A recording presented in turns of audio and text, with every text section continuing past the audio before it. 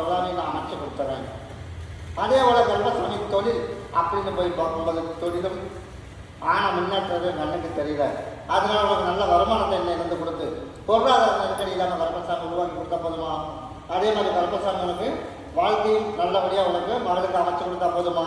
அதே போல் அமைச்சு கொடுத்துறேன்.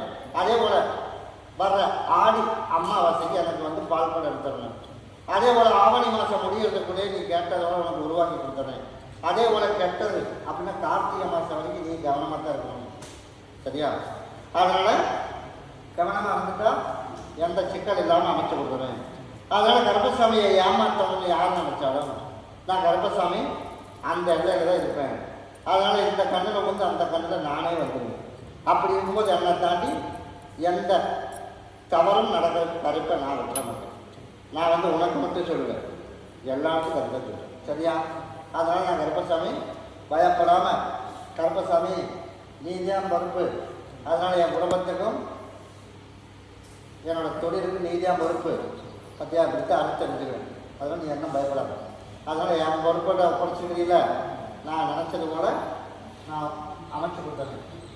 இப்படி இங்கேயே இருக்கிறாங்க, ஊருக்கு போட முடிவு பண்ணிச்சிருக்கியா?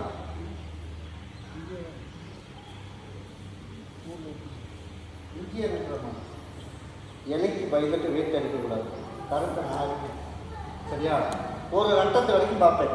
இப்போ இந்த மாதிரி சார் இப்படி தான் போட்டுருவாங்க. அதனால் நீ பயப்படாத. அதனால் கர்ப்பசாமி உன்னால் முடிஞ்ச வரைக்கும் நீ எப்பவும் போல் கண்காணிச்சும் பாதுகாப்பாக மட்டும் மற்றதை நான் பார்த்துக்கணும். மாதத்தோட 2 டைம் நான் வந்து பார்த்துக்கணும். கருப்பை நான் கூட வரேன். ஒன்று எல்லா மக்களும் சாப்பிடணும்.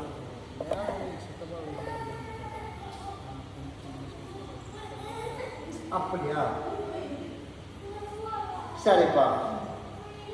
அது மட்டும் வெள்ளிக்கிழமை சொல்கிறேன். அது வரைக்கும் எந்த உறுதியும் சொல்ல வேணாம். வெள்ளிக்கிழமை வந்து கேட்டுட்டு போய் அப்புறம் முடிவு பண்ணிக்கலாம். சரியா? இதை நான் பார்த்துக்கிறேன்.